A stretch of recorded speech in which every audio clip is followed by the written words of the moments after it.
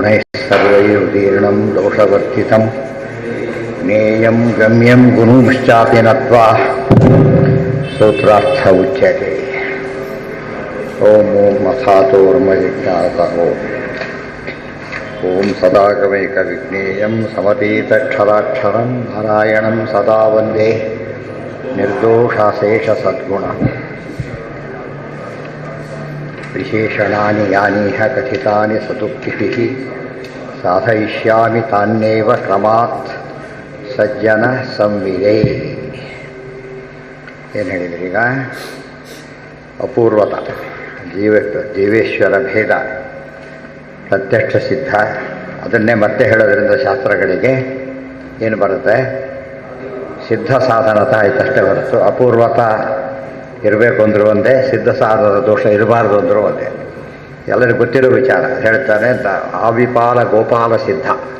ಅವಿಗಳು ಅಂದರೆ ಕುರಿಗಳು, ಗೋಗಳು, ಅವಿಪಾಲರು ಕುರಿ ಕಾಯರು, ದನ ಕಾಯರು, ಅವರಿಗೂ ಭೇದ ಬರ್ತಿದೆ. ಅದನ್ನು ಹೇಳಕ್ಕೆ ವೇದಗಳಿಬೇಕೇನು? ಆದ್ದರಿಂದ ಅಪೂರ್ವತ ಇರೋದು ಅಲ್ಲಿ ಅಂತ ಹೇಳಿದಾಗ ಹೇಳ್ತಾರೆ ಜೀವೇಶ್ವರ ಪ್ರತ್ಯಕ್ಷ ಸಿದ್ಧವಾಗಿಲ್ಲ ಮೊದಲೇ.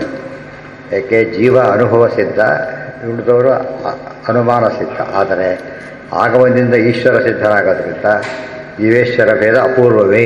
ಜೀವೇಶ್ವರ ಭೇದ ಕೂಡ ಏನದು? ಅಪೂರ್ವತ ಇರೋದರಿಂದ ಅಪೂರ್ವತ ಇಲ್ಲ ಅಂಥೇಳಿ ಹೇಳಬೇಕಾದ ಕಾರಣ ಇಲ್ಲ ಅಂಥೇಳಿ. ಹಾಂ, ಹೌದು. ಏನೋ ವಿಷಯ ಹೇಳ್ಬೇಕಾದ್ರೆ ಏನಿತ್ತು, ಏನೋ ಅಪೂರ್ವ ಇರಲಿಲ್ಲ ಅಂತಾರಲ್ಲ, ಹಾಗೆ ಅಪೂರ್ವ ಇದ್ದಾಗ ಏನು ಉಪಾದೇಯತ್ವ ಬರುತ್ತೆ. ನೀವು ಸಾವಿರ ಸತ್ತು ಹೇಳಿದರೂ ಕೂಡ ಸಿದ್ಧ ಸಾಧನದ ದೋಷ ಅಂಬೋದು ಪ್ರಾಮಾಣ್ಯಕ್ಕೆ ಅಡ್ಡಿ ಆಗೋದಿಲ್ಲ. ಜಪ ಮಾಡ್ತಾರೆ, ಸಿದ್ಧ ಸಾಧನ ಏನು ಮಾಡಬೇಕಾಗ?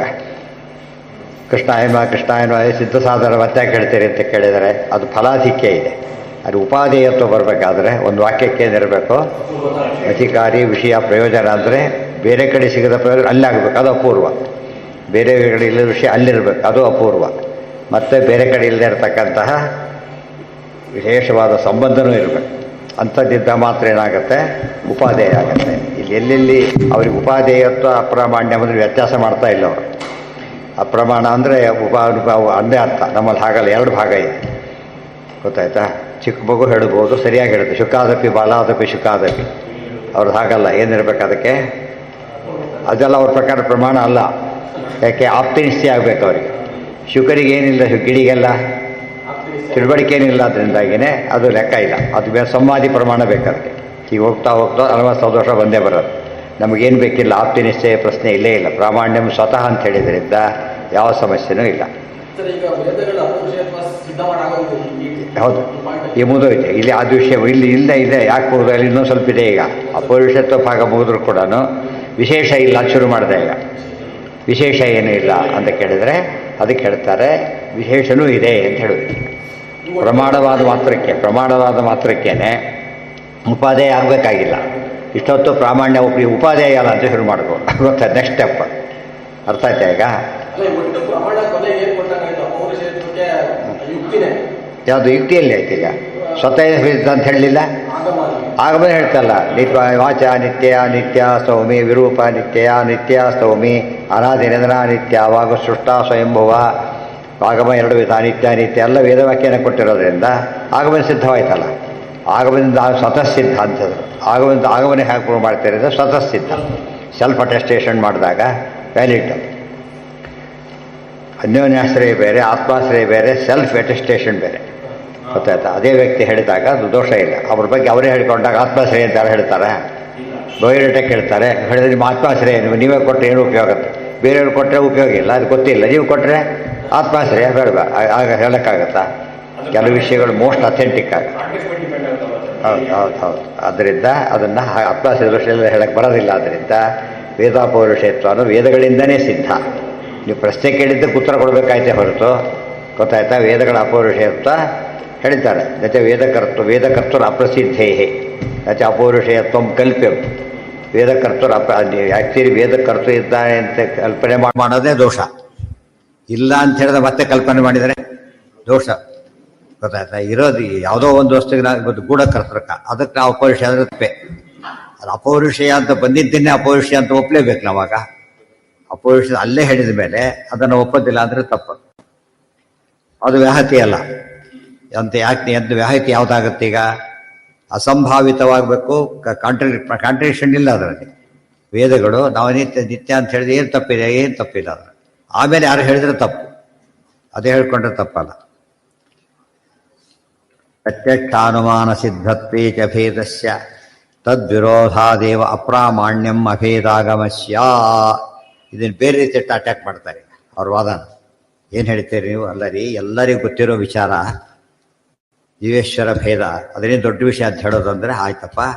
ಎಲ್ಲರಿಗೂ ಗೊತ್ತಿರೋ ವಿಚಾರಕ್ಕೆ ವಿರುದ್ಧ ಹೇಳೋದಾದ್ರೆ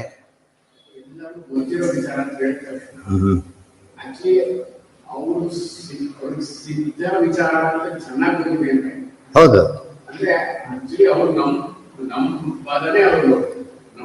ಅದೇ ಹೇಳಿದ್ದು.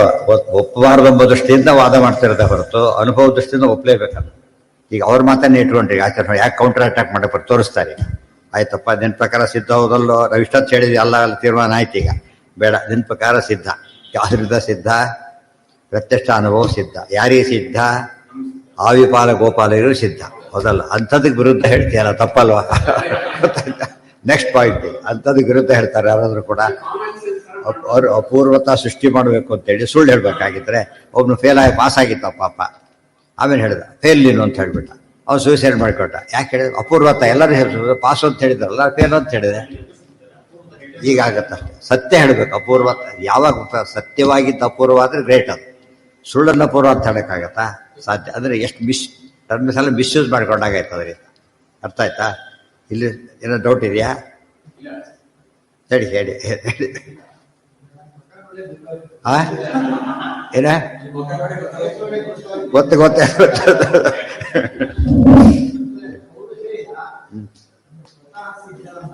ಆಹಾ, ಅಪೌರುಷೇಯತ್ವ. ಹೌದು ಹೌದು ಹೌದು ಹೌದು.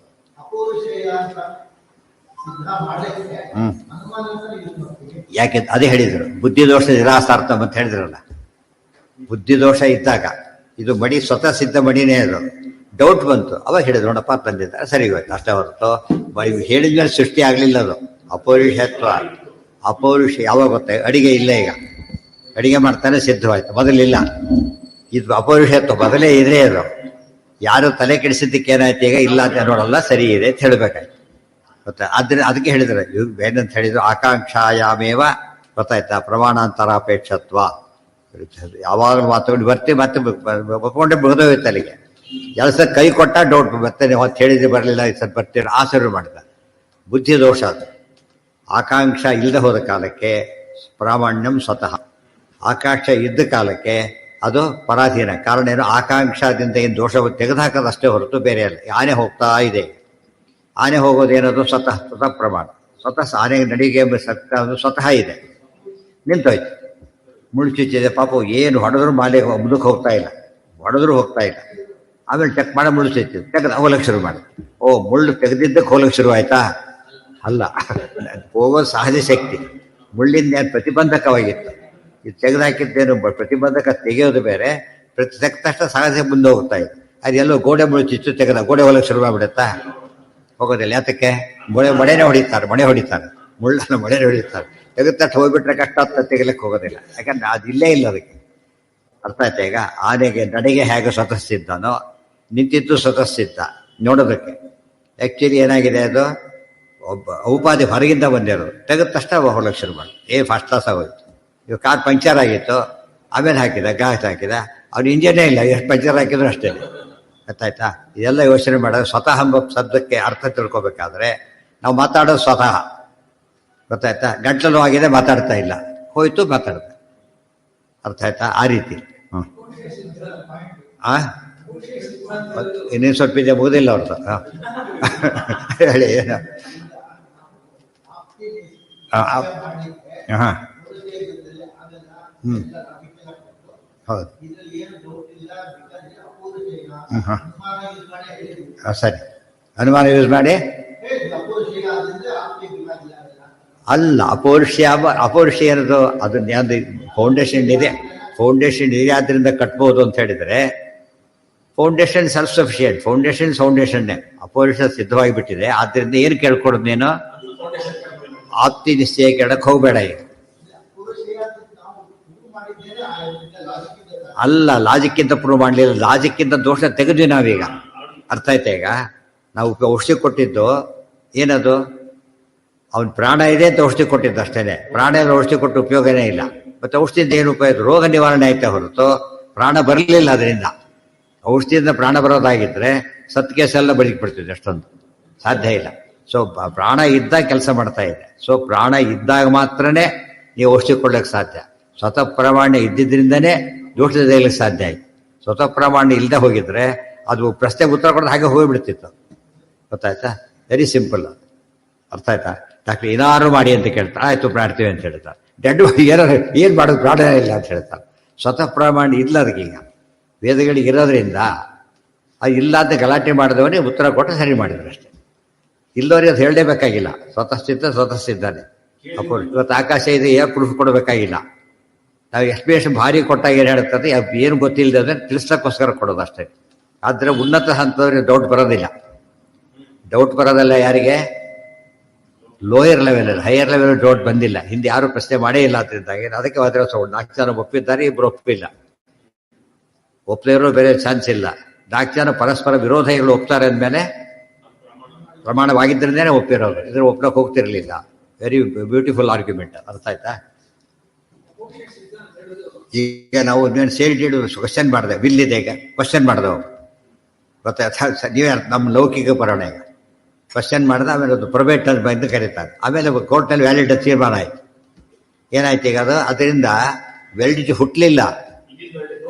ವಿಲ್ ಸರಿಯಾಗೇ ಇತ್ತು. ಚಾಲೆಂಜ್ ಮಾಡಿದ್ದಕ್ಕೆ ಉತ್ತರ ಕೊಟ್ಟರು ಅಷ್ಟೇ ಹೊರತು ಚಾಲೆಂಜ್ ಮಾಡಿದ್ದು ಪ್ರೂವ್ ಆಗಲಿಲ್ಲ. ಅದು ಚಾಲೆಂಜ್ ಮಾಡಿದ್ದು ಪ್ರೂವ್ ಆಗಿದ್ದಲ್ಲ. ಪ್ರೂಫ್ ಗೊತ್ತಾಯ್ತು ಅಷ್ಟೇ ಹೊರತು ಅಭಿವ್ಯಕ್ತಿ ಅಂತ ಹೇಳಲಿಲ್ಲ. ಪ್ರಮಾಣದ ಅಭಿವ್ಯಕ್ತಿಗೆ ಏನು ಬೇಕು ನಮಗೆ? ಸ್ವತಃ ಪ್ರಾಮಾಣ್ಯದ ಅಭಿವ್ಯಕ್ತಿ ಯುಕ್ತಿಗಳು ಬೇಕೇ ಹೊರತು ಸ್ವತಃ ಪ್ರಾಮಾಣ್ಯ ಕ್ರಿಯೇಟ್ ಮಾಡೋಕ್ಕಲ್ಲ. ಇದು ಎರಡು ಡಿಫ್ರೆನ್ಸ್ ಇದೆ. ಈಗ ಇಷ್ಟು ತಿಳ್ಕೊಂಡು ಯಾವ ಸಮಸ್ಯೆನೂ ಬರೋದು. ಉಳಿದವರೆಲ್ಲ ಹೇಳಕ್ಕೆ ಹೋಗಲೇ ಇಲ್ಲ. ಇನ್ಫ್ಯಾಕ್ಟ್ ಬೇರೆ ಮತದವರು ಉತ್ತರ ಯಾವ ಉತ್ತರ ಕೊಟ್ಟು ಬೇರೆ ಅಶ್ಯೂ ಮಾಡ್ಕೊಂಡು ಮುಂದೆ ಹೋಗ್ಬಿಟ್ರು ಅಷ್ಟೇ. ಅವ್ರ ಕಾಲಕ್ಕೆ ಸ್ವಲ್ಪ ಹಿಂದೆ ಹಿಸ್ಟಾರಿಕಲ್ ನೋಡೋದೆಲ್ಲ ಬಿಟ್ಟುಬೇಡ, ಮತ್ತದು ಭಿನ್ನಾಯ ತರಗಳು ಬೇಡ. ಅವ್ರಿಗೆ 400 ವರ್ಷ ಹಿಂದಿದ್ದವ್ರು ಅವರೆಲ್ಲ ಇವರಿಗಿಂತ. ಅವ್ರು 200 ವರ್ಷ ಹಿಂದಿದ್ದವ್ರು. ಅವ್ರು ಯಾಕಂದ್ರೆ ಸಮರ್ಥನೆ ಮಾಡಲಿಲ್ಲ ಅಂದರೆ ಎಲ್ಲ ಅಕ್ಸೆಪ್ಟ್ ಆಗಿಬಿಟ್ಟಿತ್ತು ಆಗಲೇ. ಸಮರ್ಥನೆ ಮಾಡ್ಲಿಕ್ಕೆ ಹೋಗಲೇ ಇಲ್ಲ. ಆಚಾರ್ಯ ಏನು ಮಾಡಿದ್ರು? ಬಂದವ್ರಿಗೆ ಪ್ರಶ್ನೆ ಮಾಡೋರು. ಇನ್ಫ್ಯಾಕ್ಟ್ ಆಚಾರ್ಯ ಮುಂದಿನ ಯೋಚನೆ ಮಾಡಿ ಅಂತ ಹೇಳಿಬಿಟ್ರು. ಅರ್ಥ ಆಯ್ತಾ? ಅವ್ರು ಅಲ್ಲಿ ಸ್ಟಾಪ್ ಮಾಡಿಬಿಟ್ರು ಅಷ್ಟೇ. ಅವ್ರು ಆ ದೃಷ್ಟಿಯಿಂದ ನಮ್ಗೆ ಗೊತ್ತಾಗೋದೇನೆಂದರೆ ಅಪೌರುಷ ಸ್ವತಃ ಅಂತ ಹೇಳೋದಕ್ಕೆ ಅದೇ ಕಾರಣ. ಗೊತ್ತಾಯ್ತಾ? ನೆಸಿಟಿ ಇಲ್ಲ. ನೆಸಿಟಿ ಇಲ್ಲ. ನೆಸಿಟಿ ಬಂದಾಗ ಹೇಳಬೇಕಾಯ್ತು. ಆಚಾರ್ಯ ಏನು ಮಾಡಿ, ಅವ್ರ ಕಾಲಕ್ಕೂ ನೆಸಿಟಿ ಇರಲಿಲ್ಲ. ಮುಂದೆ ಬರುತ್ತೆ ಅಂತ ಇವರು ಆ ಕೆಲಸ ಮಾಡಲಿಲ್ಲ ಅಷ್ಟೇ. ಅವ್ರ ಆ ಕೆಲಸ ಮಾಡಲಿಲ್ಲ. ಇದಾಯಿತು. ಪ್ರೊಬೇಷನ್ ಹೇಳಿದ ವ್ಯವಸ್ಥೆ ಬರೆದು ಬಿಟ್ಟಿರ್ತಾನೆ. ಕ್ವಶನ್ ಮಾಡ್ಬೋದು, ಇನ್ನೊಂದು ವ್ಯವಸ್ಥೆ ಮಾಡಿಬಿಟ್ಟಿರ್ತಾನೆ ಆಗಲೇ. ಕ್ವಶನ್ ಪ್ರೂಫ್ ಇದಿರಲಿ ಅಂತ ಹೇಳಿ. ಅದು ಭಾರಿ ಬುದ್ಧಿವಂತಿಕೆಯಿಂದ ಮಾಡೋ ಕೆಲಸ. ಆಗ ಯಾರು ಮಾಡದೆ ಹೋದ್ರು ಕೂಡ ಆಚಾರ್ಯ ಆ ಕೆಲಸ ಮಾಡಿದ್ರು. ಇದಿಷ್ಟು ಕೂಡ ಹೇಳದೆ ಹೋದ್ರು ಉಳಿದವ್ರು ಒಪ್ಪಿದ್ದಾರೆ. ತಮಾಷೆ ಗೊತ್ತಾ ನಿಮಗೆ? ಇದೇ ಅಪೌರುಷೇಯತ್ವ, ಸ್ವತಃ ಪ್ರಾಮಾಣ್ಯ ಅಂದ್ರೆ. ಈ ಯುಕ್ತಿಗಳು ಯಾವುದೂ ಹೇಳದೇನೆ ಒಪ್ಪಿರೋದಾದ್ರಿಂದ ಆಚಾರ್ಯ ಹೇಳೋದಕ್ಕೆ ಕಾರಣನೇ ಬೇರೆ ಆಗಿತ್ತು. ಸೃಷ್ಟಿ ಮಾಡಿದ್ದಲ್ಲ ಇದು. ಹೇಳಿದ್ದಲ್ಲ, ಲೈಟ್ ಹಾಕಿದ್ದಕ್ಕೆ ವಸ್ತು ಕಾಣೋದು ಬೇರೆ, ಲೈಟ್ ಇಲ್ಲದ ವಸ್ತು ಕ್ರಿಯೇಟ್ ಮಾಡಿ ಇಡೋದು ಬೇರೆ. ನಾವು ಕ್ರಿಯೇಟ್ ಮಾಡಿ ಇಡಲಿಲ್ಲ ಅಪೌರುಷೇಯತ್ವ. ಇರೋದನ್ನು ನಮ್ಮ ತಪ್ಪಾಗಿದ್ದರೆ ಲೈಟ್ ಹಾಕಿ ತೋರಿಸಿದ್ರು ಅಷ್ಟೇ. ನೋಡಪ್ಪ ಇದೆ ಅಲ್ಲಿ ಅಷ್ಟೇ. ಅದಕ್ಕೆ ಸ್ವತಃ ಏವ ಸಿದ್ಧಂ ಅಂತ ಹೇಳಿ. ಯಾರು ಉಳಿದಾರ ಆರ್ಗ್ಯುಮೆಂಟೇ ಮಾಡಕ್ಕೆ ಹೋಗ್ಲಿಲ್ಲ. ಅದ್ರ ಬಗ್ಗೆ ಏನು ಹೇಳಕ್ ಹೋಗ್ಲಿಲ್ಲ. ಜಸ್ಟ್ ಅಶ್ಯೂಮ್ಡ್ ಅಷ್ಟೇ. ಅದೆಲ್ಲ ಒಪ್ಪಿಂತಾಗಿ ಇವತ್ತು ಕೋರ್ಟ್ ಹೇಳಿದ್ರೆ ಅರ್ಥ ಕೋರ್ಟಿನ ಪ್ರಾಮಾಣ್ಯ ಪ್ರೂವ್ ಮಾಡಕ್ಕೆ ಕೊಟ್ಟಿಲ್ಲ. ಅವೇನೂ ಕೂಡ ಇವತ್ತು ಕೆಲಸ ಬಂದಿಲ್ಲ. ಈಗ ಗೊತ್ತಾಯ್ತಾ? ಕೋರ್ಟ್ ಹೇಳಿದ್ರೆ ಬಂದು ಒಪ್ಕೊಂಡ್ಬಿಡ್ತಾರೆ ಅಷ್ಟೇ. ಅವ್ರು ಕೋರ್ಟ್ ಹೋಗಿ ಯಾಕೆ ಒಪ್ಪಬೇಕು ಅಂತ ಪ್ರಶ್ನೆ ಮಾಡಲ್ಲ. ಸುಪ್ರೀಂ ಕೋರ್ಟ್ ಇರ್ಬೋದು, ಒಪ್ಪೋದಿಲ್ಲ ಅಂತ ಯಾರು ಅನ್ನೋದಿಲ್ಲ. ಯಾಕೆ ಸುಪ್ರೀಂ ಕೋರ್ಟ್ ಅವ್ರ ಪದನೇ ಹೇಳುತ್ತೆ, ಅದು ಲೌಕಿಕ ಅಲ್ಟಿಮೇಟ್ ಅಷ್ಟೇ. ಏನು ಅಷ್ಟು ಬ್ರಹ್ಮಸೂತ್ರಗಳು ಹಾಗೇನೆ. ಬ್ರಹ್ಮಸೂತ್ರಗಳು ಪ್ರಾಮಾಣ್ಯರು ಸಮರ್ಥನೆ ಮಾಡೋಕ್ಕೆ ಹೋಗಲಿಲ್ಲ ಅವರು.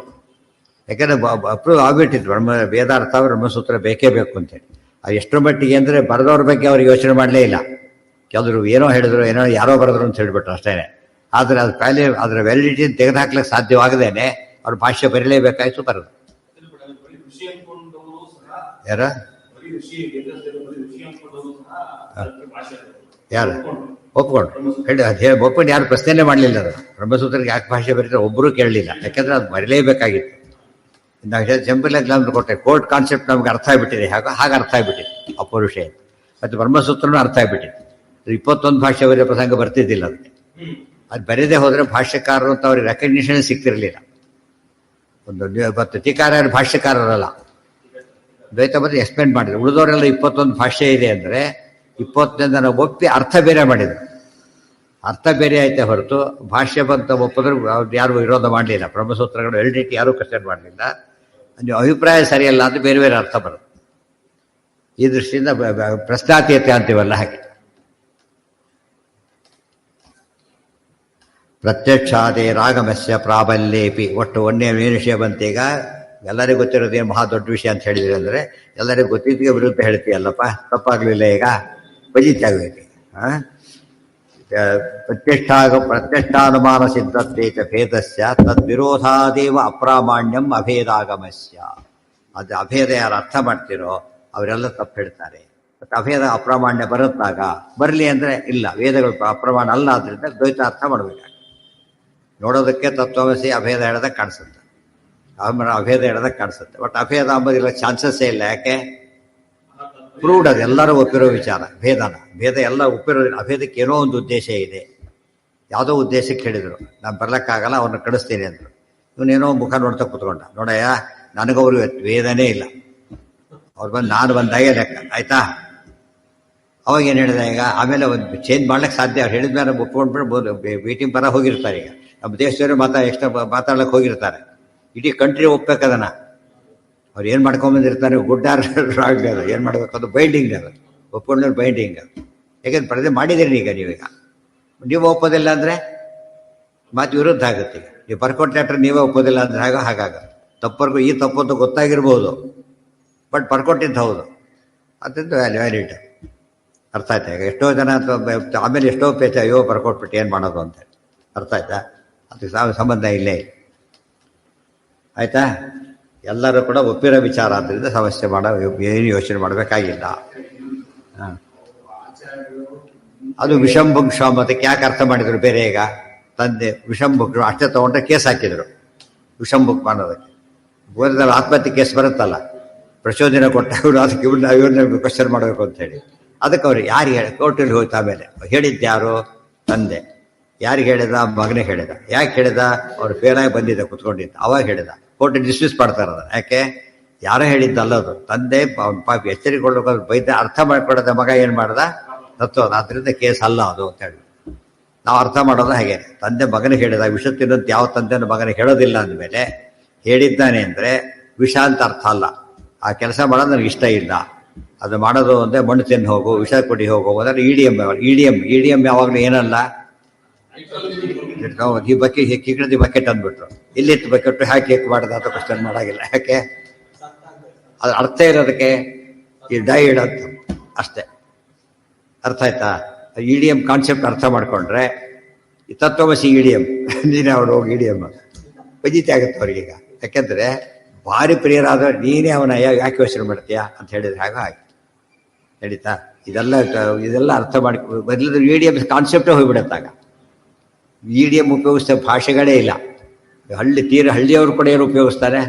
ಅವನು ಮಣ್ಣು ತಿಂದ ಗೊತ್ತಾ ನಿಮಗೆ? ಅವ್ನು ಮಣ್ಣು ತಿಂದ ಗೊತ್ತಾ ಅಂತಾರೆ. ಇಲ್ಲಿತ್ತು ಮಣ್ಣು ಎಷ್ಟು ತಿಂದ ಅಂತ ಯಾರು ಕೇಳೋದಿಲ್ಲ. ಅಂದರೆ ಹೋಯ್ತು ಅಂತ ಅರ್ಥ. ಅವನು ಸ್ವಲ್ಪ ಕೆಲಸ ತಪ್ಪು ಮಾಡಿದ, ಅವನು suffer failed in is attempt ಅಂತ ಅರ್ಥ ಆಯ್ತಾ. ಎಂಥವರು ಕೂಡ ಹೆಬ್ಬೆಟ್ಟು ಹೊತ್ತವರು ಕೂಡ ಇನ್ನೂ ಚೆನ್ನಾಗಿರೋ ಮಾತೇ ಉಪಯೋಗಿಸ್ತಾರೆ ಎಷ್ಟೋ ಸಲ. ಅವ್ರು ಹೇಳೋ ಯಾಕೆ ಮಾತಿನಲ್ಲಿ ಬರಲಿಕ್ಕೆ ಹೋದಾಗ ಬರಲ್ಲ ಅವರಿಗೆ, ಮಾತನ್ನು ಕರೆಕ್ಟಾಗಿ ಉಪಯೋಗಿಸ್ತಾರೆ ಆ ಟೈಮಿಗೆ.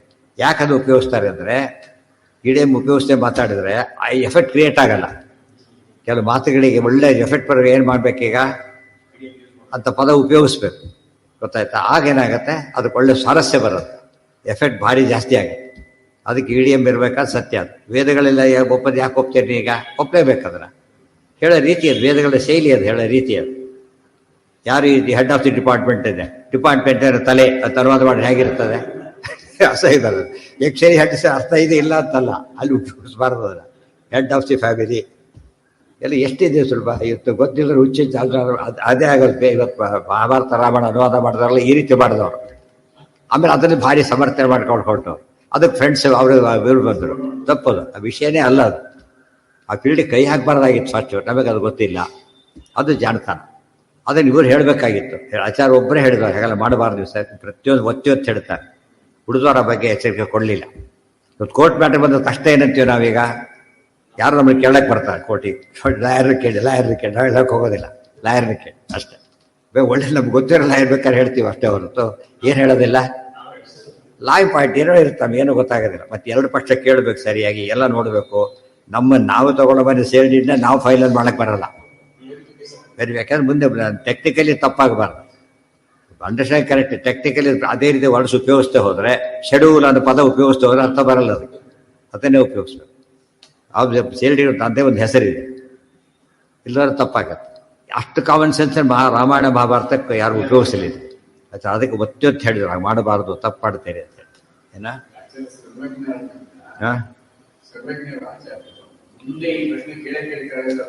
ಅದೇ ಹೇಳಿದ್ರಲ್ಲ, ಅಲ್ಲ ಸರ್ವಜ್ಞರಾಗಿರೋದು ಒಂದು ಕಾರಣ. ಮತ್ತೆ ಒಬ್ಬ ಅತಿ ಬುದ್ಧಿವಂತರು ಇಂಥ ಪ್ರಶ್ನೆಗೆ ಅವಕಾಶ ಕೊಡೋದ್ರೆ ವ್ಯವಸ್ಥೆ ಮಾಡಿಬಿಟ್ಟಿರ್ತಾರೆ. ಹಾಗೆ ಇದು ಆಚಾರ್ಯ ಮಾಡಿದ ಕೆಲಸ, ಗೊತ್ತಾಯ್ತಾ? ಇದು ಸಿಂಪಲಿ ವಂಡರ್ಫುಲ್. ಸರ್ವಜ್ಞರು ಎಂಬುದು ಇದರಿಂದ ಗೊತ್ತಾಗುತ್ತೆ. ಆಮೇಲೆ ಅಶ್ಯೂಮ್ ಮಾಡ್ಕೊಂಡು ಹೇಳಬೇಕಾಗಿಲ್ಲ, ಮಾಡಿದ್ದಕ್ಕೆ ಸರ್ವಜ್ಞ ಪ್ರೂವ್ ಆಯ್ತು. ಸರ್ವಜ್ಞರಾಗಿದ್ದು ಮಾಡಿದ್ರು ಎಂಬುದಕ್ಕಿಂತ ಮಾಡಿದ ನಮಗೆ ಗೊತ್ತಾಗಲಿಕ್ಕೆ ಸರ್ವಜ್ಞತ್ವ ಇದೆ, ಸ್ವತಃ ಸಿದ್ಧ, ನಮ್ಗೆ ಗೊತ್ತಾಗಲಿಕ್ಕೆ ವಿಷಯ ಅಷ್ಟೇ. ಅದರಿಂದ ಗೊತ್ತಾಗುತ್ತೆ ಯಾವ್ದು ಸಿದ್ಧವಾಗಿರುತ್ತೋ ಅದ್ರ ಬಗ್ಗೆ ಅರ್ಥ, ಬೇರೆ ಅರ್ಥ ಮಾಡಬೇಕಾದದ್ದು ಲೋಕದಲ್ಲಿ ಕಂಡಿದೆ. ತೇನ ಅಭೇದ ವಾಕ್ಯ ಅಪ್ರಾಮಾಣ್ಯಾಭಾವೇ ಅಭೇದ ವಾಕ್ಯಸ್ಯ ಅಪ್ರಾಮಾಣ್ಯಾಭಾವೇ ಅನುವಾದಕತ್ವಂ ನ ಅನುವಾದಕತ್ವಂ ಭೇದವಾಕ್ಯಾನಾಂ. ಆದ್ದರಿಂದ ತೇನ ಅಭೇದ ವಾಕ್ಯಸ್ಯ ಅಪ್ರಾಮಾಣ್ಯ ಅಭಾವೇ, ಅಭೇದ ವಾಕ್ಯಕ್ಕೆ ಅಪ್ರಾಮಾಣ್ಯ ಇಲ್ಲ ಅಂದಮೇಲೆ ನಾ ಅನುವಾದಕತ್ವಂ ಭೇದವಾಕ್ಯಾನಾಂ, ವೇದವಾಕ್ಯಗಳು ಅನುವಾದಕ ಅಲ್ಲ. ಅವರ ಪ್ರಕಾರ ಅನುವಾದಕ ಅಂದ್ರೆ ಏನು ಗೊತ್ತರ್ಥ? ಒಬ್ಬರು ಹೇಳಿದ, ನೋಡಪ್ಪ ನೀನು ಭಾರಿ ಬುದ್ಧಿವಂತ ಜಾಣ ಎಂದು ಕ್ಲಾಸಿಗೆ ಚಕ್ಕರ್ ಹೊಡೋದಿಲ್ಲ, ಲೇಟಾಗಿ ಬಂದಿಲ್ಲ, ಹೌದಲ್ಲೋ? ಹೌದು ಅಂದ. ಸರಿ ಅಲ್ಲ, ತೋರಿಸ್ತೀನಿ ರೆಕಾರ್ಡು ಅಂದ. ಗೊತ್ತಾಯ್ತು, ಅದಿಷ್ಟು ಅನುವಾದ. ಮಧ್ಯಾಹ್ನದೆಲ್ಲ ಅನುವಾದ ಇಷ್ಟು ಕೂಡ. ನೀನು ಭಾರಿ ಜಾಣ ಹೌದಲ್ಲೋ, ನೋಡು ಉತ್ತರ ಹೇಗೆ ಬರ್ತಿದ್ದೀನಿ ನೋಡು, ಇದು ಅನುವಾದ ಅದು ಕೊಟ್ಟಿದ್ದು. ಅದಕ್ಕೆ ಸ್ವಲ್ಪ ಅನುವಾದ ಅಂದ್ರೆ ಒಂದೇ ಪೂರ್ವಪಕ್ಷ ಅನುವಾದ ಅಂತ ಅರ್ಥ. ಇವೆಲ್ಲ ಅವ್ರೇನು ಅಪ್ರಮಾಣ ಅಂತ ಪದ ಉಪಯೋಗಿಸಲಿಲ್ಲ, ಏನಂತ ಉಪಯೋಗಿಸಿದ್ರು? ಅನುವಾದ ಅಂತ ಉಪಯೋಗಿಸ್ಬಿಟ್ರು. ಅನುವಾದಕ್ಕೆ ಅರ್ಥ ಏನು ಅಂತ ಕೇಳಿದ್ರೆ ಪೂರ್ವಪಕ್ಷಾನುವಾದ ಅಂತ ಅರ್ಥ. ಕೊನೆಗೆ ಟೋಟಲಿ ಅತತ್ವಾವೇದಕ ಅಂತ ಅರ್ಥ. ವಿಶ್ವಮಿತ್ಯ ವಿಹರಗುಣವಾನ್ ಆತ್ಮನಾಂ ನಾಸ್ತಿ ಭೇದ ಒಬ್ಬ ಮಧ್ವೈದ ವಾಕ್ಯ ಅತತ್ವಾವೇದಕ. ಯಾಕೆ? ಮುಂದೆ ಖಂಡನೆ ಮಾಡಿದ್ದಾರೆ, ಅವರೇ ಮಾಡಿದ್ದಾರೆ. ಅದು ಅತತ್ವಾವೇದಕ, ಅಂದರೆ ಪೂರ್ವಪಕ್ಷದ ಅನುವಾದ. ಈ ರೀತಿ ಏನು ಮಾಡಿದ್ದಾರೆ ಅವರು? ಈಗ ಹೇಳಿ ತಮ್ಮ ಬೇಡವಾದಲ್ಲ ಅತತ್ವಾವೇದಕ ಅಂತ ಹೇಳಿಬಿಟ್ರೆ, ನೀನು ಬೋರ್ಡ್ ಅವ್ರು ಹಾಕಿದ್ರೆ ಸರಿ. ಅತತ್ವ ಯಾರು ಹೇಳಬೇಕಾದ್ರೆ ಇತಿ ಚೇತನ ಟೀಕಾ ದೊಡ್ಡದಾಗಿ ಕೊಡ್ತಾರೆ, ಒಂದು 3-4 ಪುಟ ಅನುವಾದ ಮಾಡಿಬಿಡ್ತಾರೆ. ಈಗ ಬದ್ರು ಎಷ್ಟೊಂದು ಅನುವಾದ ಮಾಡಿದ್ರು, ಮನೆಗೆ ಹೇಳ್ತಾರೆ ಅತ್ರಾಹ, ಇದು ಸರಿಯಲ್ಲ. ಮತ್ತೆ ಇಷ್ಟೊತ್ತು ಅನುವಾದ ಮಾಡಿದ್ದೆ ಅದಕ್ಕೋಸ್ಕರ ಅದೇ ಸತ್ಯ ಅಂತ ಮುಂದಿನ ದಿನ ತೆಗೆದ್ರೆ ಅಷ್ಟೇ ಉಳಿಸ್ಬಿಟ್ರೆ ತಪ್ಪಾಗುತ್ತೆ. ಪೂರ್ತಿ ಓದಬೇಕು. ಬಂದು ಅನುವಾದಕ ಅಂತ ಚೇನ್ನ ಅಂದ್ರೆ ಇವ್ರು ಹೇಳಿಲ್ಲ, ವೇದ ಎಲ್ಲೂ ಹೇಳಲಿಲ್ಲ ವಿಶ್ವಂ ಸತ್ಯಂ ಇತಿ ಚೇನ್ನ ಅಂತ ಹೇಳಲಿಲ್ಲ, ವಿಶ್ವಂ ಸತ್ಯಂ ಅಷ್ಟೇ. ಆತ ಕೆಲವರು ಅಸತ್ಯ ಅಂತ ಕೆಲವರು ಹೇಳ್ತಾರಲ್ಲ ತಪ್ಪು ಅಂತ ಹೇಳಿದ ಜೊತೆಗೆ ಅಸತ್ಯ ಅಂತ ಹೇಳ್ತಾರಲ್ಲ ತಪ್ಪು ಅಂತ ಬೇರೆ ಹೇಳಿದ್ದಾರೆ. ಅವ್ರ ಪ್ರಕಾರ ಅದು ಅನುವಾದಕ. ಅಂದರೆ ಏನಾಯ್ತು, ಈಗ ನೀವು ಹೇಳೋದನ್ನು ನೀವೇ ಉದ್ದೇಶಪೂರ್ವಕ ಹೇಳ್ತಿದ್ದೀರಿ ಅಂತ ಆಯ್ತು. ಹೇಳುವ ಮಾತು ಒಪ್ಪೋದಾಗಿದ್ರೆ ಮಾತಾಡಬಾರ್ದಾಗಿತ್ತು. ಇಲ್ಲೇ ವೇದದಲ್ಲಿ ಪೂರ್ವಪಕ್ಷದ ಹೇಳ್ಬಿಡ್ತಾರಲ್ಲೇನೆ. ಕೆಲವರು ಹೇಳ್ತಾರೆ ತಪ್ಪು ಅಂತ ಅಲ್ಲೇ ಹೇಳ್ಬಿಡ್ತಾರೆ, ಎಲ್ಲೂ ಹೇಳೋದಿಲ್ಲ, ಅಲ್ಲೇ ಹೇಳ್ತಾರೆ. ಪರೀಕ್ಷೆಯಲ್ಲಿ ತಪ್ಪು ಮನೇಲಿ ಕರೆಕ್ಟ್ ಮಾಡೋದ್ರ ಉಪಯೋಗ ಇಲ್ಲ. ಎಲ್ಲಿ ಮಾಡ್ಬೇಕಂದ್ರೆ ಅಲ್ಲೇ ಮಾಡ್ಬೇಕದನ್ನ, ಸ್ಟ್ರೈಕ್ ಆಫ್ ಮಾಡ್ಬೇಕು. ಮನೆ ಬಂದು ಸ್ಟ್ರೈಕ್ ಆಫ್ ಫೋನ್ ಮಾಡಿ ಹೇಳಕ್ ಬರೋಲ್ಲ, ತಪ್ಪರಿದೆ ಅದು ಓದ್ಬೇಡಿ, ಬೇರೆ ಕಳಿಸ್ತೀರಿ ಅಂತೇಳಿ ಸಾಧ್ಯ ಇಲ್ಲ. ಕ್ಲೋಸ್ ಅದು ವಿಷಯ. ಮತ್ತೆ ಸೆಪ್ಟೆಂಬರ್ ಕಾಯ್ಬೇಕು ಅಂತೀರಾ? ಪೂರ್ವಪಕ್ಷ ಅನುವಾದ ಅಂತ 2 ಅನುವಾದ ಇದೆ.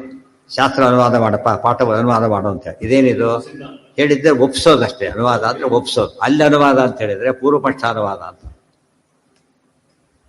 ಈಗ ಅನುವಾದ ಅಂದ್ರೆ ಟ್ರಾನ್ಸ್ಲೇಷನ್ ಅಂತ ಅರ್ಥ. ಇಲ್ಲಿ ಅನುವಾದ, ಕನ್ನಡ ಅನುವಾದ, ಟ್ರಾನ್ಸ್ಲೇಷನ್. 2 ಅಲ್ಲ, 3 ಹೊಸದಿದೆ. ಪ್ರತ್ಯಕ್ಷಾದೇ ರಾಗಮ ತೇನ ಅಭೇದ ವಾಕ್ಯಸ್ಯ ಅಪ್ರಾಮಾಣ್ಯಾಭಾವೇ ನ ಅನುವಾದಕತ್ವಂ ಭೇದವಾಕ್ಯಾನಾಂ ನಹಿ ಬಲವತೋ ಅನುವಾದಕತ್ವಂ ದಾರ್ಢ್ಯ ಹೇತುತ್ವ. ಆಗೊಂದು ಪ್ರಶ್ನೆ ಮಾಡಿದ್ರು. ಮತ್ತೆ ಅಷ್ಟೆಲ್ಲ ಸ್ಪಷ್ಟ ಇದ್ದರೆ ಯಾಕೆ ಹೇಳಬೇಕು ಅವ್ರು? ಮತ್ತೊಂದು ಪ್ರಶ್ನೆ ತೆಗೆದು ಆ ಸ್ಪಷ್ಟ ಇದ್ರೆ ಯಾಕೆ ಹೇಳ್ಕೊಂಡು ಗೊತ್ತಿದ್ದೆ ಅಲ್ಲಿ ಹೇಳಲೇಬಾರ್ದು ಹಾಗಿದ್ರೆ? ಅದಕ್ಕೆ ಹೇಳ್ತಾರೆ ಇಲ್ಲ, ಗೊತ್ತಿದ್ದನ್ನು ಮತ್ತೆ ಹೇಳ್ತಾರೆ ಅಂದರೆ ದಾರ್ಢ್ಯ ಹೇತುತ್ವ. ದಾರ್ಢ್ಯ ಹೇತುತ್ವ ಅತಿ ಮಾತು ಉಪಯೋಗಿಸ್ತಾರೆ, ವೆರಿ ಇಂಪಾರ್ಟೆಂಟ್. ಅದಕ್ಕೆ ಒಂದು ಮಾತಿದೆ, ಬಲವತ್ ಪ್ರಮಾಣ ಸಂವಾದಸ್ಥೆ ಬಹು ಪ್ರಮಾಣ ಸಂವಾದಸ್ಥೆ ದಾರ್ಢ್ಯ ಹೇತುರೇವ. ಪ್ರತ್ಯಕ್ಷ ಇದೆ, ಮುಗಿದೋಯ್ತು. ಅನುಮಾನನೂ ಹೇಳಿದರು. ಆಗಮನೂ ಹೇಳಿದರು. ಅವಾಗ ಏನಾಯ್ತಾಗ ಪೂರ್ತಿ ದಾಲ್ಟೆ ಬಂತು. ಸರ್ಟಿಫಿಕೇಟ್ 2 ಕೇಳಿದ್ರೆ 10 ಇಟ್ಟ. ಸಿಮಿಲರ್ ವೆರಿ ಗುಡ್ ಅಂತ ಹೇಳಿ ನೀವು ಅದೇನು ಮಾಡೋದು ಸಾಕು ನಮಗೆ ಯಾಕೆ ತಂದೆ ಅಂತ ಕೇಳೋದಿಲ್ಲ, ಗುಡ್ ಅಂದ್ಬಿಡ್ತಾರೆ ಅಷ್ಟೇ. ಯಾವ್ದು ದಾಲ್ಟೆ ಹೇತುವಾದಾಗ ಇವೆಷ್ಟೋ ದಿನ ಹೇಳಿದಾಗ ಹೇಳ್ತಾರೆ ಸರಿಯಾಗಿ ಯಾರೋ ಬರ ಹೌದು ಹಾಗೆ ಅಂತ ದಾಲ್ಟೆ ಹೇತು ಆಗಿ ನೋಡಿ. ಸಿದ್ಧ ಸಾಧನತೆ ಆಗಲಿಲ್ಲ ಅದು. ಸಿದ್ಧ ಸಾಧನತೆ ಯಾವಾಗ ಆಗ್ತಿತ್ತು? ಪರ್ಪಸ್ಲೆಸ್ ಆಗಿದೆ. ಪರ್ಪಸ್ ಇದೆ. ಏನು ಪರ್ಪಸ್ಸು? ಅದಕ್ಕೆ ಪುನರುಕ್ತಿ ಅನ್ನೋದು ದಾಲ್ಟೆ ಹೇತುವಾದಾಗ ತಪ್ಪಲ್ಲ. ದಾಲ್ಟೆ ಹೇತು ಆಗೋ ಬರಲೇಬೇಕು ಅಂದರು, ಆಯ್ತು ಅಂದರು. ಮರುದಿವ್ಸ ಎಲ್ಲೇ ಸಿಕ್ಕರು, ಅವ್ರು ಹೇಳಿದ್ರೆ ಬರಲೇಬೇಕು. ಹೇಳಿದ್ರಲ್ಲ ನಿನ್ನ ಹೇಳಿದ್ರೆ ಸಿದ್ಧ ಸಾಧನತ ಅಂತ ಹೇಳಿಬಿಡೋದಿಲ್ಲ. ಆಯ್ತಪ್ಪ 2 ಸತ್ ಹೇಳಿದ್ದಾರೆ ಹೋಗ್ಲೇಬೇಕಾದ್ರು, ಹಾಗೆ 2 ಸತ್ ಹೇಳಿದ್ದಾರೆ ಕಂಡಾಗೆಲ್ಲ ಹೇಳ್ತಾರೆ ಹೋಗ್ಲೇಬೇಕಾಗತ್ತೆ. ಆಯ್ತಾ? ದಾಲ್ಢ್ಯ ಬಂದಾಗ ಎಷ್ಟು ನಮಗೆ ಡೌಟ್ ಬಂದ್ಬಿಡುತ್ತೆ. ಯಾರು 1 ತಿಂಗಳು ಮುಂಚೆ ಹೇಳಿರ್ತಾರೆ, ಅವತ್ತೇ ಆಮೇಲೆ ಹೇಳೋದೇ ಇಲ್ಲ. ಡೌಟ್ ಬರುತ್ತೆ. ಅವ್ರು ಹೇಳಿದ್ದಾರೆ ಪಾಪ ಗ್ಯಾರಂಟಿ ಮತ್ತೆ ಬರ್ತಿರ್ಬೋದು, ಅಥವಾ ಪೋಸ್ಟ್ಪೋನ್ ಆಗಿರ್ಬೋದು, ಯಾರಿಗೆ ಗೊತ್ತು ಅಂತ. ಹೋದಾಗ ಪ್ರೋಗ್ರಾಮ್ ಇದೆಯಾ ಅಂತ ಕೇಳ್ತಾರೆ. ಪ್ರೋಗ್ರಾಮ್ ಇದೆಯಾ ನಿಜವಾಗ್ಲೂ? ಇದೆ ಅಂತ ಹೇಳಕ್ಕೆ ಹೋದೇ ಏನೋ ಸಿಗಲಿಲ್ಲ ಅಂತ ಕಾರಣ ಕೊಡ್ತಾರೆ. ಅಂದರೆ ಅರ್ಥ ಏನೋ, ಇನ್ನೊಮ್ಮೆ ಹೇಳೋದ್ರಿಂದ ಕನ್ಫರ್ಮ್ ಆಗೋದ್ರಿಂದ ಎಂದು ಏನಲ್ಲ ಅದು ವ್ಯರ್ಥ ಅಲ್ಲ. ಯಾವುದಕ್ಕೆ? ಯಾರು ಬೇಕಾದ್ರೆ ಹೇಳ್ಬೋದು. ದಾಲ್ಟೆಕ್ಕೆ ಪದೇ ಏನು ಪದೇ ಇಲ್ಲ ಹೇಳೋದು ವಿಷಯ ಯಾವಾಗ ಹೇಳ್ತಾರೆ? ನೀವು ಇದು ಕಲ್ತಿರ್ತೀರಿ. ಈಗ 4 16 22 ಇದು 40 ಹೇಳ್ತಿರ್ತೀರಿ. ಹೊಸ ಪ್ರಾಬ್ಲಮ್ ಮತ್ತೆ ಹೇಳ್ತೀರಿ. ಆ ಪ್ರಾಬ್ಲಮ್ ಹೇಳಿದ್ರಿ ಕರೆಕ್ಟು, ಈ ಮತ್ತೆ ಹೇಳ್ಬೇಕಾದ್ರೆ ಅಪ್ಪ ಎಲ್ಲೆಲ್ಲಿ ಪ್ರಾಬ್ಲಮ್ ಬರುತ್ತೋ ಹೇಳಲೇಬೇಕಾದ್ರೆ 15 ಹೇಳ್ತೀರಿ. ಯಾವಾಗ ಬೇರೆ ಹೇಳಿ ಅಂತ ಕೇಳಿದ್ರೆ ಸತ್ಯಕ್ಕೆ ಅದನ್ನೇ ಹೇಳಬೇಕು, ಬೇರೆ ದಾರಿನೇ ಇಲ್ಲ. ಅಪ್ಲಿಕೇಶನ್ ಅದು. ಸುಮ್ಮನೆ ಹೇಳಿದ್ರೆ ಸಿದ್ಧ ಸಾಧನ ಅಂತ ಹೇಳಿದ್ದು ಯಾತಕ್ಕೆ ಅದನ್ನ ಆ ಪಾಯಿಂಟ್ ಹೇಳಿದ್ರೆ ಮುಂದೆ ಸ್ಟೆಪ್ ಸಿಗುತ್ತೆ. ಅದೇನಾಯ್ತು ಏನಾಗಲಿಲ್ಲ, ಮೆಟ್ಲು ದಿವಸ ತಿಳಿದ್ರೆ ಸಿದ್ಧಾರ್ಥ ಆಗೋದಿಲ್ಲ. ದಿವಸ ಅದೇ ಬೇರೆ ಮೆಟ್ಲು ಮಾಡಿಸಿ ನಾಳೆ ಬರ್ತೀರಿ, ದಿವಸ ಅದನ್ನೇ ಎಷ್ಟು ಸತ್ತೋದಂತ ಕೇಳಿದ್ರೆ ಬಜಿತಾಗತ್ತೆ. ಮತ್ತೆ ಇದು ದಾಲ್ಡ್ಯ ಸರಿಯಾಗಿದೆ ಅಂತ ಅರ್ಥ. 4 ಜನ ಹೋಗ್ಬಿಡ್ತಾರೆ ಮೆಟ್ಲ ಮೇಲೆ, ಧೈರ್ಯವಾಗಿ ಹೋಗ್ತಾನೆ. ಅದಕ್ಕೆ ಆಚೆ ಈಗ ಅವ್ರು ದೊಡ್ಡವರು ಹೋಗ್ಬಿಟ್ರು ಭಾರಿ ಖುಷಿ. ಅವರೇ ಹೋಗಿದ್ದಾರೆ, ನಿನಗೆ ಇಷ್ಟು ಇದೆ ಹೋಗಿ ಅಂತ ಕಳಿಸ್ತಾರೆ. ಗೊತ್ತಾ? ಸಂಭವ ತಾನೆ. ದೊಡ್ಡವ್ರು ಹೋದ ಕಾಲಕ್ಕೆ ಮಹಾಜನ ಏನಾಗತ್ತ ಸಪಂಥ. ದೊಡ್ಡವ್ರು ಹೋದ ದಾರಿಗೆ ಹೋಗೋದಕ್ಕೆ ನಾವು ಸೇಫ್ ಯಾವಾಗ. ಇನ್ನೂ ನೋಡಿ, ಸಿಗ್ನಲ್ ನಿಂತಿರ್ತಾರೆ, ದೊಡ್ಡ ಸಿಗ್ನಲ್ ದೂರ ನಿಂತುಬಿಟ್ಟಿರ್ತಾರೆ. ಸಿಗ್ನಲ್ ಗೊತ್ತಾಗೋದಿಲ್ಲ ಅವರಿಗೆ, ಸಿಗ್ನಲ್ ಕಾಣೋದು ಇಲ್ಲ. ಹೇಗೆ ಹೋಗ್ತಾನೆ? ಮುಂದೆ ಹೋಗೋದ್ರೆ ಹೋಗಿಬಿಡ್ತಾರೆ. ಅದು ಮುಂದೆ ಹೋಗೋರು ಫಾಲೋ ಮಾಡೋದು ಅದೇ ದೃಷ್ಟಿಯಿಂದ. ಇವ್ರು ಯಾರು ಮುಂದೆ ಫಾಲೋ ಮಾಡಬಾರದು. ತನಗೆ ಬೇರೆಯವ್ರಿಗೆ ಕೊಟ್ಟಿದ್ದಾರೆ, ತನಗೆ ಕೊಟ್ಟಿಲ್ಲ ಅದನ್ನು. ಅವಾಗ ಹೋದ್ರೆ ಇಬ್ಬರು ತಪ್ಪಾಗುತ್ತೆ. ಅದು ಮುಂದೆ ಹೋಗೋದು ಹೋಗ್ತಾನೆ ಅಂದಮೇಲೆ ಕೊಟ್ಟಿದ್ದಾರೆ ಅಂತ ಅರ್ಥ. ಮತ್ತೆ ಹೋಗಿ ನಿಲ್ಸಿ ಮತ್ತೆ ರೋಡಿ ಹೋದ್ರೆ ಎಲ್ಲರೂ ಇನ್ನೂ ಡಬಲ್ ಈಗ ಆಗಿರೋ ಜಾಬ್ ಇನ್ನೂ ಡಬಲ್ ಆಗುತ್ತೆ. ಪ್ರತಿಯೊಬ್ಬರು ಕಡೆಗೆ ಕಾಣಬೇಕಾದ್ರೆ ಸಾಧ್ಯ ಇಲ್ಲ. ತುಂಬ ನೋಡ್ಲಿಕ್ಕೆ ಹೋಗೋದೇ ಇಲ್ಲ. ಮುಂದೆ ಕೂತವ್ರಿಗೆ ಅಷ್ಟೇ ಪ್ರಯೋಜನ, ಮುಂದೆ ನಿಂತವ್ರಿಗೆ. ಹಿಂದೆ ಕೂತ ಮುಂದೆ ಹೋಗೋದು ಅಷ್ಟೇ ದಾರಿ, ಬೇರೆ ಇಲ್ಲ. ಇವಾಗ ಮುಂದೆ ಇಲ್ಲೇ ಹೇಳ್ತಾರೆ ಆಚಾರ ಮಾತನ್ನ. ಪ್ರತ್ಯಕ್ಷಾದೇ ರಾಗಮಸ್ಯ ಪ್ರಾಬಲ್ಯೇಪಿ ನ ಉಪಜೀವ್ಯ ಪ್ರಮಾಣ ವಿರೋಧೇ ಪ್ರಾಮಾಣ್ಯಂ ವಿಷಯಾಭಾವೇ ಸ್ವಸ್ಯೈವ ಅಪ್ರಾಮಾಣ್ಯ ಪ್ರಾಪ್ತೇಹೇ ತೇನವಿ ಅನುಮಾನಾದಿನ ಆಗಮಸ್ಯ ವಿಷಯ ಸಿದ್ಧ್ಯತಿ ತತ್ಪಕ್ಷೇಪಿ. ಪ್ರತ್ಯಕ್ಷಾದೇ ರಾಗಮಸ್ಯ ಪ್ರಾಬಲ್ಯೇಪಿ ನ ಉಪಜೀವ್ಯ ಪ್ರಮಾಣ ವಿರೋಧೇ ಪ್ರಾಮಾಣ್ಯಂ. ಆಗ ಇನ್ನೊಂದು ಮಾತೆಗಳ ನೋಡಿ, ಅವೆಲ್ಲ ಅಲ್ಲ. ಆಗಮ ಭಾರಿ ದೊಡ್ಡದು, ಭಾರಿ ಶ್ರೇಷ್ಠ.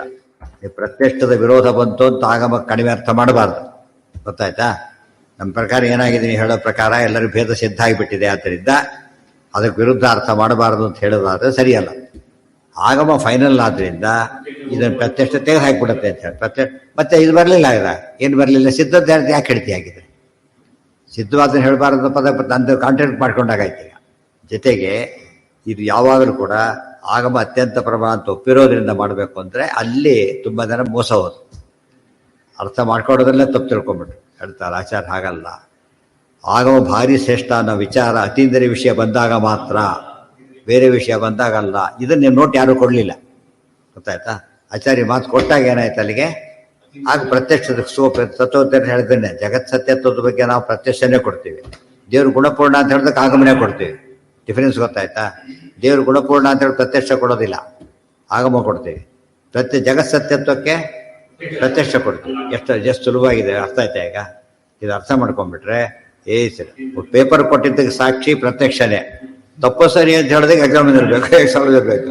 ಇವರು ಯಾರೋ ಫ್ರೆಂಡನ್ನು ಕೇಳೋದು, ಅವ್ರನ್ನ ಕೇಳೋದು ಮಾಡ್ಲಕ್ಕೆ ಹೋಗ್ಬಾರ್ದು. ಯಾರು ಕೇಳಬೇಕು ಅದನ್ನ? ಅಲ್ಲೆಲ್ಲ ಎಷ್ಟು ಡಿಫ್ರೆನ್ಸ್ ಇದೆ. ಈಗ ಒಂದು ಡಾಕ್ಯುಮೆಂಟ್ ಹೇಳೋದಕ್ಕೆ ಒಬ್ಬ, ಅದು ಅಸೆಸ್ ಮಾಡೋದಕ್ಕೆ ಸಂಬಂಧಪಟ್ಟವನೇ ಆಗಬೇಕು. ಉಳಿದವ್ರು ಮಾಡಿದ್ರೆ ಒಪ್ಪೋದೆ.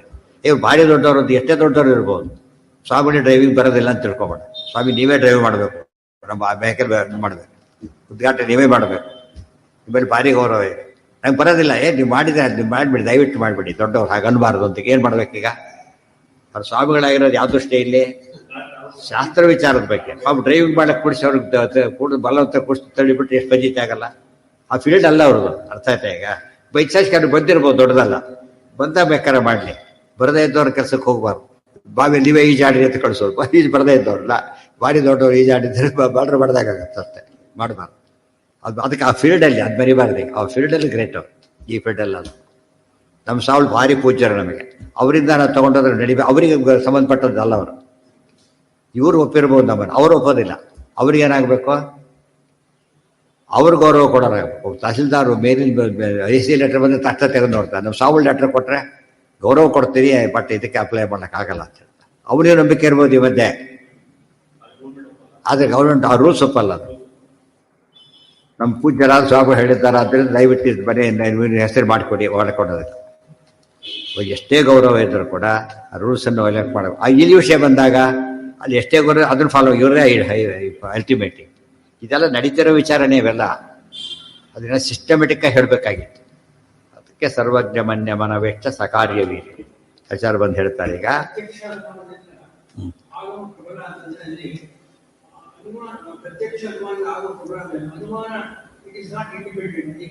ಅನುಮಾನ ತೆಗೆದಾಕಿ. ನೀವೀಗ ಪ್ರತ್ಯಕ್ಷದ ಮಾತಾಡಿ, ಫಸ್ಟ್ ಮಾತಾಡಿ. ಆಗಮ ಪ್ರತ್ಯಕ್ಷ ವಿರೋಧ ಬಂದಾಗ ಯಾವ್ದು ದೊಡ್ಡದು? ಇಷ್ಟೇ ಪ್ರಶ್ನೆ. ಪ್ರತ್ಯಕ್ಷ ಮತ್ತು ಆಗಮ ವಿರೋಧ ಬಂದಾಗ ಏನ್ ಮಾಡಬೇಕು ಅಂದ್ರೆ ಯಾವ ವಿಷಯ ಕೇಳಬೇಕು. ಸುಮ್ಮನೆ ಆಗಮ ಪ್ರಬಲ ಅನ್ನಬಾರ್ದು, ಸುಳ್ಳು ಪ್ರತ್ಯಕ್ಷ ಪ್ರಬಲ ಅನ್ನಬಾರ್ದು. ಯಾವ ವಿಷಯ? ಪ್ರತ್ಯಕ್ಷ ಸಂಬಂಧ ವಿಚಾರನೋ ಇದು ಸಂಬಂಧ ವಿಚಾರನೋ? ಆಗ ಪ್ರತ್ಯಕ್ಷ ಆಗಿದ್ರೆ ಪ್ರತ್ಯಕ್ಷನೇ ಪ್ರಬಲ, ಆ ವಿಷಯನೋ ಆಗಮನೇ ಪ್ರಬಲ. ಇದು ಸರಿಯಾಗಿ ಅರ್ಥ ಮಾಡಿಕೊಂಡು ಎಲ್ಲೂ ಕನ್ಫ್ಯೂಷನ್ನೇ ಬರೋದಿಲ್ಲ. ಆಚಾರ್ಯರು ಸಿದ್ಧಾಂತ ಎಷ್ಟು ಕ್ಲಿಯರ್ ಮಾಡಿ ಇದೆಲ್ಲ ಹೊರಗೆ ಹೇಳಿದರೆ ಕೋರ್ಟ್ ಕಚೇರಿಗೆ ಉಪಯೋಗ ಆಗತ್ತೀವಲ್ಲ, ಗೊತ್ತಾಯ್ತಾ? ಆ್ಯಕ್ಚುಲಿ ಇದ್ರ ಫಾಲೋಯಿಂಗ್ ಆಲ್ ಥಿಂಗ್ಸ್ ಇದು. ಬಟ್ ಎಷ್ಟು ಹೇಳಿದಾರಲ್ಲ, ಎಲ್ಲೋ ಒಂದು ಸರ್ತಿ ಇದರಲ್ಲಿ ಹೈಕೋರ್ಟಲ್ಲಿ ಅದಕ್ಕೆ ಆಗಲೇ ಕರಿತಿರ್ತಾರೆ, ಉಪನ್ಯಾಸದಿಂದ ಹೋಗ್ತಾ ಇದ್ದೆ, ಅವ್ರು ಹೇಳ್ತಿದ್ರು ಎಷ್ಟು ಲಾಜಿಕಲ್ ಆಗಿದೆ ಇದು, ಗೊತ್ತಾಯ್ತಾ? ಎಲ್ಲ ಲಾ ಪಾಯಿಂಟ್ಸ್ ಎಲ್ಲ ಇದ್ರೊಳಗಿದೆ ಅಂತ ಅವರೇ ಪ್ರಿಸೈಡ್ ಮಾಡ್ತಾರೆ. ಅವ್ರ ಕಡೆ ಯಾರೋ ಒಬ್ರು ಅವ್ರು ಹೇಳ್ತಿದ್ರು ನಮಗೆ. ಅದೇ ಶಾಸ್ತ್ರ ಅಂದರೆ ಏನೋ ತಿಳ್ಕೊಂಡ್ಬಿಟ್ಟಿದ್ದೀವಿ ನಾವೀಗ, ಎಷ್ಟು ಹೆಲ್ಪ್ ಆಗುತ್ತೆ ನಮಗೆ ಅಂತ ಅವರೇ ಅಂತ. ಎಷ್ಟು ಹೆಲ್ಪ್ ಆಗುತ್ತೆ ಇದರಿಂದ? ಏನು ಪ್ರಮಾಣ ಪತ್ರ ಸರಿಯಾಗಿ ಓದ್ಬಿಟ್ರೆ ಒಳ್ಳೆ ಲಾಯರ್ ಆಗ್ತಾರೆ. ಅದು ಒಂದೇ ಅಲ್ಲ, ಯಾವ ಸಬ್ಜೆಕ್ಟು ಒಳ್ಳೆಯವ್ರಾಗ್ತಾರೆ, ಎಕ್ಸ್ಪರ್ಟ್ ಆಗ್ತಾರೆ. ಥಾಟ್ ಪ್ರೋಸೆಸ್ ಇರ್ತದೆ, ನೀಟಾಗಿ ಗೊತ್ತಾಗುತ್ತೆ. ಅದು ಬೇರೆ ಎಲ್ಲೂ ಆ ಕ್ವಾಲಿಟಿ ಎಲ್ಲೂ ಸಿಗೋದಿಲ್ಲ.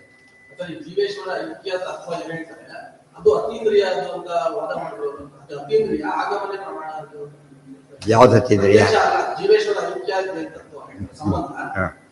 ಅದಕ್ಕೆ ಇವತ್ತು ಸಿಂಪಲ್ ಅಪ್ಪ, ಒಳ್ಳೆ ಎಕ್ಸಾಂಪಲ್ ಕೊಡ್ತೇನೆ. ಇವತ್ತು ದೆವ್ವದ ಬಗ್ಗೆ ಸಾಕಷ್ಟು ಜನ ಕೇಳಿದ್ದಾರೆ. ಅದರಲ್ಲೂ ಯಾರೋ ನೀವು ದೆವ್ವ ಅಂತೀರಿ, ಹೋಗ್ತೀರಾ? ದೊಡ್ಡವ್ರು ಹೇಳ್ತಾ ಇದ್ರು, ಯಾರೋ ಹೇಳ್ತಾರೆ, ಅಷ್ಟು ದೊಡ್ಡವ್ರು ಹೇಳ್ತಾರೆ ದೆವ್ವ ಇರ್ಬೋದು ಆಗುತ್ತೆ. ಏನು ಹೇಳ್ತಾರ ಅವರು? ದೆವ್ವ ಅಲ್ಲ, ದೆವ್ವ ನೋಡಿಲ್ಲ ನೀವು. ಆ್ಯಕ್ಚುಲಿ ದೇವರು ನೋಡಿಲ್ಲ, ದೆವ್ವನೂ ನೋಡಿಲ್ಲ. ದೆವ್ವ ನೀವು ಅದಾಗ ಸಿಟ್ಟು ಬರುತ್ತೆ. ದೆವ್ವದಲ್ಲಿ ಯಾಕೆ ಖುಷಿ ಪಡ್ತೀರಿ? ದೆವ್ವ ಅಲ್ಲ ಕ್ಯಾತಕ್ಕೆ ನಿಮಗೆ ಸಿಟ್ಟು ಬರುತ್ತೆ? ದೆವ್ವ ಅಂದ್ರೆ ಕೆಟ್ಟ ಪದಾರ್ಥ, ನಾ ಕೆಟ್ಟವನಲ್ಲ ಅಂತ ಹೇಳಬೇಕಾಗಿದೆ. ದೇವರು ಅಂದ್ರೆ ಒಳ್ಳೆಯದು, ಅಷ್ಟು ಒಳ್ಳೆಯವನಲ್ಲ ಇವತ್ತೆ, ಗೊತ್ತಾಯ್ತು? ಅಷ್ಟು ಒಳ್ಳೆಯವನಲ್ಲ ನಾನು. ಅಷ್ಟು ಹೇಳಿ ನಾನೇ ದೇವರ ಅಂತ ಹೇಳಿದ್ರೆ ಎಷ್ಟು ಇವರಲ್ಲಿ ಸನ್ಯಾಸಿಗಳಲ್ಲ ಅಂತ ಹೇಳ್ತಾರಲ್ಲ ರಾಜಕಾರಣಿಗಳು. ನಮಗೂ ಎಷ್ಟು ಪದವಿ ಬೇಕು ಡಿಕ್ಲೇರ್, ನಾವು ಸನ್ಯಾಸಿಗಳಲ್ಲ ಅಂತ ಎಷ್ಟು ದಿವಸ ಪದ ಯಾರು ಉಪಯೋಗಿಸ್ತಾರೆ ಇರ್ತಾರೆ. ನಾವೇನು ಧರ್ಮರಾಯ ಅಲ್ಲ ಅಂದ್ರೆ ಸುಳ್ಳು ಹೇಳ್ತೀವಿ ಅಂತ ಅರ್ಥ. ನಾವೇನು ಧರ್ಮರಾಯ ಅಲ್ಲ, ಸತ್ಯ ಹರಿಶ್ಚಂದ್ರ ಅಲ್ಲ, ಪದ ಉಪಯೋಗಿಸ್ತಾರೆ. ಅಷ್ಟು ದೊಡ್ಡವರಲ್ಲ ಅಂತ ಒಪ್ಕೊಂಡಾಗ ಆಯ್ತಲ್ಲ. ಈಗ ಯಾಕೆ ಒಪ್ಕೊಳ್ಳೋ? ಅತಿದ್ರೆ ವಿಷಯ ಒಪ್ಕೊಳ್ಳೋ ಆದರೆ ಅಲ್ಲ. ಅಲ್ಲಿ ನಾವು ನಮ್ಮ ಪಾಯಿಂಟ್ ಇದೆ, ನಮ್ಮ ಅನುಭವ ಇದೆ. ಅಡ್ಡ ಇಬ್ಬರಿದ್ದಾರೆ, ಅವ್ರ ಬಗ್ಗೆ ಮಾತಾಡಿದ್ರೆ ಗೊತ್ತಿಲ್ದಾಡೆ ಅವಳು. ನಮ್ಮ ಬಗ್ಗೆ ಸೇರಿರೋ ಜೀವ ನಾನಲ್ಲ ಅಂತ ನನಗೆ ಗೊತ್ತಿದೆ. ದೆವ್ವ ಅಂದ್ರೆ ಒಪ್ಕೊಳಕ್ತಾ ಇರೋದು, ದೇವ್ರಂತ ಯಾಕೆ ಒಪ್ಕೋತಿ? ಹಾಗಿದ್ರೆ ಅತಿದ್ರೆ ವಿಷಯ ಅದು ದೇವರು ಅತಿದ್ರೆ ಏನೇ ಅದನ್ನೇ ಒಪ್ಕೊಳ್ಳೋದು? ಅತಿದ್ರೆ ಪಾಯಿಂಟ್ ಇರೋದು ನಾವು ಅನ್ನೋದು ನಮಗೆ ಅತೀಂದ್ರಿಯ ಅಲ್ಲ, ನಮಗೆ ನಾವು ಅತೀಂದ್ರಿಯ ಅಲ್ಲ, ಅನುಭವ ಇದೆ. ಅರ್ಥ ಆಯ್ತಾ? ಇವತ್ತು ಅರ್ಜುನ ವಿಂದ್ರ ಒಂದೇ, ನಾವೇನು ಮಾತಾಡೋಗಿಲ್ಲ. ಯಾಕೆ? ನಮ್ಮ ರೋಲ್ ಇಲ್ಲ ಅದರೊಳಗೆ, ನಮ್ಮ ರೋಲ್ ಇಲ್ಲ. ಆಗಮ ಹಿಡ್ತು ಹೋಗ್ತೀವಿ ಅಷ್ಟೇ. ಅರ್ಜುನ ಇಂದ್ರಾವತಾರ, ನಾ ಏನು ಮಾಡಾಗಿಲ್ಲ. ನಿಮ್ಮನ್ನು ಬಂದು ಇಂದ್ರಾವತಾರ ಪೈಸಾಗತ್ತೆ. ಮಾರ ಪೈಸೆ ಇಲ್ಲ ಇಂದ್ರ ಆಗ್ತೀರಿ ಅಂತ ಹೇಳ್ತಾರೆ. ಆಗಲಿಲ್ಲ. ಯಾಕೆ ಇವನು ಇನ್ವಾಲ್ವ್ಮೆಂಟ್ ಇದೆ. ಆಗ ಪ್ರತ್ಯಕ್ಷ ಬಂದಾಗ ಅಲ್ಲಿ ಪ್ರತ್ಯಕ್ಷ ಬರೀ ಆಗಮಗಳೇ. ಇನ್ನೊಬ್ರು ಹಾಗಲ್ಲ, ಇಂದ್ರಲ್ಲ ನರ ಆವೇಶ ಇದೆ. ಸರಿನೇ, ಅದು ಇನ್ನೊಂದು ಪ್ರಮಾಣ ಒಪ್ಪದೆ. ನಮ್ದೇನು ಮಾಡಕ್ ಬರಲ್ಲ, ಅಲ್ಲಿ ಪ್ರಮಾಣ ಒಪ್ಪಬೇಕಷ್ಟೇ. ಅದೇ ಜೀವೇಶ್ವರ ಅಭೇದ ಹೇಳ್ಬೇಕಾದ್ರೆ ಜೀವ ನಾವು, ನಮ್ಮ ಪ್ರತ್ಯಕ್ಷ ಅಲ್ಲ ಅಂತ ಹೇಳ್ಬಿಟ್ಟಿದೆ. ಅದು ಆಗಮ ಹೇಳುತ್ತೆ, ಅವನ ಒಪ್ಪಲಕ್ಕೆ ಸಾಧ್ಯ ಇಲ್ಲ. ಅವನ ಪ್ರತ್ಯಕ್ಷ ಅನುಭವ ವಿರುದ್ಧ, ಬರೀ ಪ್ರತ್ಯಕ್ಷ ಅಲ್ಲ, ಸಾಕ್ಷಿ ವಿರುದ್ಧ, ಪ್ರತ್ಯಕ್ಷ ವಿರುದ್ಧ. ಇದು ಪುಸ್ತಕ ಟೇಬಲ್ ಅಲ್ಲ ಅಂಬೋದು ಬಾಹ್ಯ ಪ್ರತ್ಯಕ್ಷ ಸಿದ್ಧ. ಅರ್ಥ ಆಯ್ತಾ? ನಾವು ದೇವರು ಸಾಕ್ಷ್ಯ ಪ್ರತ್ಯಕ್ಷ ಸಿದ್ಧ. ಬಾಹ್ಯ ಪ್ರತ್ಯಕ್ಷ ಸಿದ್ಧದ್ದು ಏನಾಗ್ಬೋದು, ಕೆಲವು ಸಲ ಆಗಿದೆ. ಶಿಶುವಿಷಾಣ ಹೇಗಾಗುತ್ತೋ ಹಾಗಾದ್ರೆ ಹೆಚ್ಚು ಕಡಿಮೆ ಆಗುತ್ತೆ. ಇದಾಗೋದಿಲ್ಲ. ಯಾವುದಾಗೋದಿಲ್ಲ? ಸಾಕ್ಷ್ಯ ಪ್ರತ್ಯಕ್ಷ ಅಲ್ಟಿಮೇಟ್. ಅದೆಲ್ಲ ಬಂದು ತುಂಬ ಹೇಳ್ತಾರೆ. ಅದು ಎಲ್ಲಿ ಒಟ್ಟು ಹೌದು, ಅದು ಫೇಲ್ ಆಗಿದ್ದು ನೋಡ್ತೇವೆ. ಅದು ಚಂದ್ರ ಪ್ರಾದೇಶ ಪರಿಮಿತ ಚಂದ್ರ ಇದೆಯಲ್ಲ, ಬೇಕಾಷ್ಟಿದೆಯಲ್ಲ. ದೂರದ ಬೆಟ್ಟ ನುಣ್ಣಗೆವೆಲ್ಲ ಪ್ರತ್ಯಕ್ಷನೇ ಕೈ ಕೊಡ್ತು. ಯಾಕೆ ದೂರ ಇರೋದು, ಅಲ್ಲಿ ನಿರ್ದೋಷ ಆಗ್ಬೇಕು. ಮತ್ತೆ ಆಗಮ ಕೂಡ ನಿರ್ದೋಷ ಆಗ್ಬೇಕು. ಆಗಮ ಫೈನಲ್ ಅಂತ ಹೇಳ್ತಿರೋದ್ರಲ್ಲ, ಬೌದ್ಧಾಗಮ ಹೋಗ್ತೀವಿ, ಜೈನಾಗಮ ಕೂಡ ಒಪ್ತೀರಾ? ಇಲ್ಲ. ಆಗಮ ಫೈಲ್ ಅಂತ ಹೇಳಿದಾಗ ಸದಾಗಮ ಅಂತ ಹಾಗೆ ಅರ್ಥ ಮಾಡ್ತೀರೋ, ಇಲ್ಲೂ ಕೂಡ ನಿರ್ದೋಷ ಅರ್ಥೇಂದ್ರಿಯ ಪ್ರತ್ಯಕ್ಷ, ಇದನ್ನು ಓದ್ಬೇಕು ಹೊರತು ಬೇರೆ ಯಾರು. ಈ ಕ್ಲಾರಿಟಿ ಬಂದಷ್ಟು ಕೂಡ ನಮಗೆ ಮುಂದೆ ಹೋಗಲು ತುಂಬ